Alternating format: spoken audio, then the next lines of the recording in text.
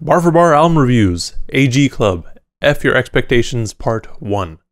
F Your Expectations Part 1 is the first part of AG Club's debut album, with the second part coming out at the end of April. AG Club, or Avant-Garde Club, is a Bay Area group comprised of Jody, Fontaine, and Baby Boy, and they've made it pretty clear that they don't conform to any particular genre of music, although most of it has roots in hip-hop. They caught a lot of people's attention last year with their project Halfway Off The Porch, as well as Memphis Part 2, which featured A$AP Ferg and NLE Choppa. With their music, the comparison to BROCKHAMPTON is going to be brought up frequently, and I can see it too at times. However, I think they're just different enough that they should be looked at as their own entity. FYE comes in at a total runtime of 27 minutes with 9 tracks, so it's a pretty quick listen, and even quicker when you consider that 2 of the tracks are basically just skits that you're probably not going to return to too frequently because either they don't add too much or you're like me and just not a fan of how the levels are really low on them and it just doesn't flow well with the rest of the album. We start off the project with Jabbar's House, which acts as a pretty solid opener and a solid track to loop back to as the album wraps up with Hot Pink. This track could also be seen almost as a misdirect to new listeners because it's not a sound that we'd hear really throughout the project. So if that's what they're going for, they did a good job with it. The first song proper is You Good Bro, which features Sam Truth, who is also just kind of all over this project and overall an enjoyable inclusion. This track bleeds braggadocio from Jody, and along with the chorus from Sam Truth, we get what kind of reminds me of a pre-fight track or like a workout song or a pump-up track, you know, just one of those high-energy songs. That is at least until the beat switch, where things slow down quite a bit. We still get the braggadocio from Jody with his verse, but we also get a verse from Baby Boy where he talks about where he came from and the power of manifesting, because, hey, you know, maybe one day AG will be at Coachella. The production on these tracks is definitely a highlight for me, and that's especially true of the bass line on A Bitch Curious. I love this track because it feels like it's about a relationship or like issues on a relationship, but it's just kind of veiled in this playful, I ain't gotta tell you where I've been sort of vibe. I fully anticipate hearing the song when we're all able to go outside again because it's just one of those fun, high energy songs. The beat switches that we get are crazy here too and further pushes the narrative that AG Club doesn't want to stick to particular genres.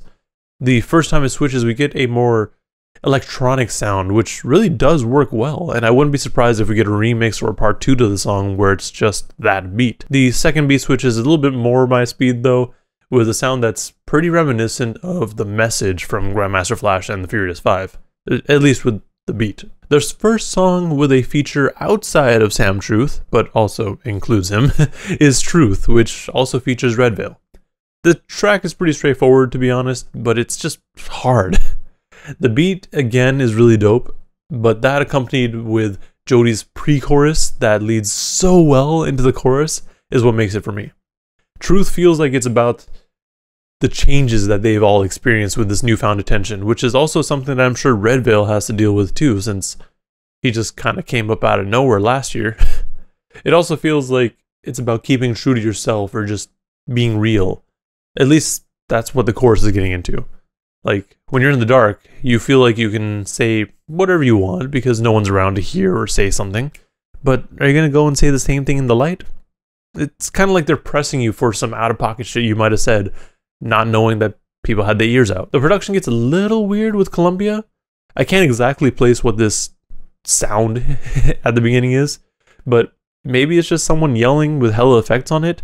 Either way, I enjoy it, and the rest of the beat also just is so good because it allows Jody to just flow all over it. This track, again, just overall is pretty braggadocious, even outside of Jody's verse, because he's just talking about maybe getting with an AG fiend. Really, this might have my favorite verse from Jody as well.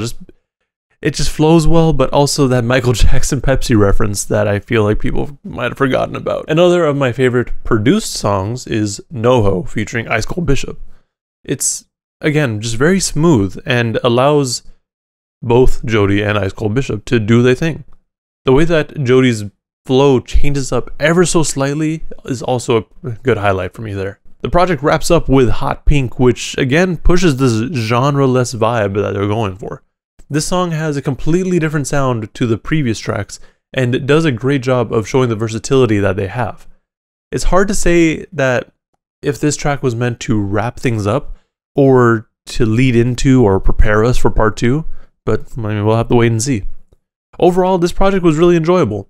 AG Club really did a great job with the variety of sounds that they brought us, and made it so the differences in production wasn't jarring at any point, really. I went into this project with really no clue of how it would sound or the direction that it would go or take, because the singles that we got were just kind of all over the place. It really did sound like it was going to be a mashup of songs, kind of similar to what Brockhampton does sometimes. As far as the singles go, we went from Columbia to You Good Bro to Truth, which, you know, they all made sense because they're that higher energy feel. But then we got YouTube to MP3, which isn't on this part, but it's going to be on the next one. But it's also just so different sonically. It makes a lot of sense that they split up the album into 2 parts, since they're likely to have 2 entirely different sounds.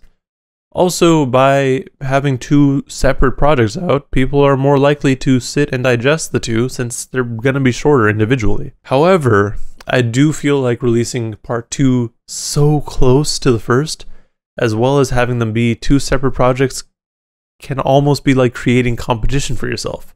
Most people really aren't keeping up with music releases every week, so when they do eventually hear about AG Club and go back, they might be a little confused. But hey, I'm just a guy that talks about music on the internet, so what do I know? I'm sure they've done a thorough analysis of this. My top 3 tracks are A Bitch Curious, Truth, and Columbia. I do look forward to part 2, which should be dropping at the end of April, especially if they're going with that more melodic route that we've heard on YouTube to MP3, because I love that song. I'm also looking forward to seeing if the 2 parts flow into each other, or if they're just meant to be their own thing, but we'll have to wait and see. With that said, let me know what you thought about this project in the comments below. I know it's not everyone's cup of tea, but I still suggest that you check it out. It's pretty solid, and it's only like half an hour long, so what have you got to lose? Also remember to like and subscribe if you want to see more content and reviews like this. Thank you for watching, and please stay safe out there.